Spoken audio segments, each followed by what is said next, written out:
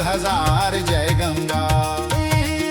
खेत बेच के लड़े चुनाव, पैसा बांटे गाँव गाँव जय गंगा। ओखर पैसा झोके कौन, जनता रही थे काबर मौन जय गंगा। दारू बोकरा कोने खाए, काला फोकट हा बड़ भाई जय गंगा। देवैया भर कैसे चोर, झोकैया के मनसा टोर जय गंगा। देही तेन हाले ही काल, झोकैया के जीवन जाल जय गंगा।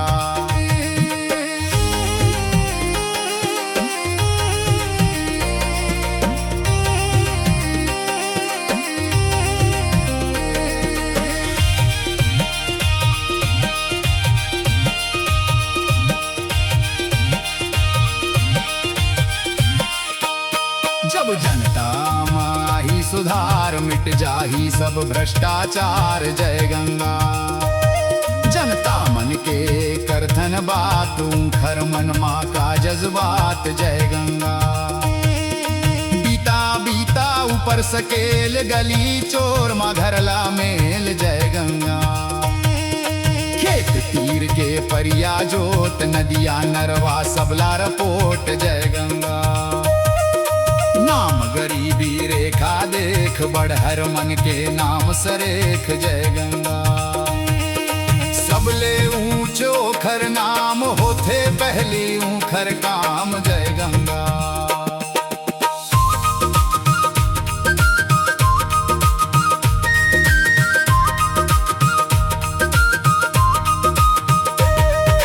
काखर काखर गोठ बताओ, काखर काखर गारी खाओ जय गंगा।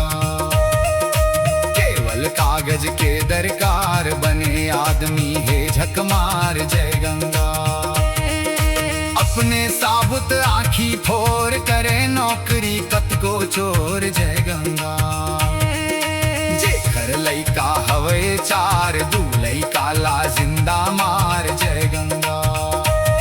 करे नौकरी बेच ईमान, पैसा होगे अब भगवान जय गंगा। सब झन ऐसन नहीं है यार, फिर हवे खर भर मार जय गंगा। लोभ मोह औ लालच छोड़, रद्दा ईमान के नाता जोड़ जय गंगा। जनता माँ जब हो ही सुधार, नेता खुदे सुधर जाही यार जय गंगा। जनता ले नेता के केस, जनता सुधरे सुधरे देश जय गंगा।